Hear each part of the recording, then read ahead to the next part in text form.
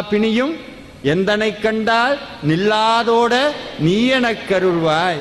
முருகன் உள்ள வந்தா முகம் அழகாயிரும். உடனே நீங்க நினைக்க கூடாது ஃபேர் அண்ட் லவ்லி எல்லாம் போட வேண்டாமா சார், அதெல்லாம் போயிடும். கிருபானந்த வாரியார் முகத்தை பார்த்திருக்கீங்களா? பாமன் சுவாமிகள் முகத்தை பார்த்திருக்கீங்களா? கண்ணு அப்படியே.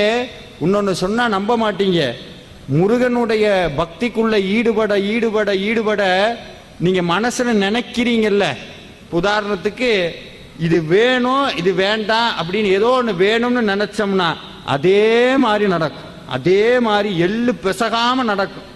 என்ன நினைக்கிறோமோ அது நடக்கும். தப்பி தவிர ஏன்னா சபிச்சு விட்டோம்னு வைங்க, யாரையாவது சபிச்சிட்டோம். ஆனா முருகடியார்கள் யாரையும் சபிக்க கூடாது. நமக்கு எதிரியாவே இருந்தாலும் என்ன செய்யக்கூடாது?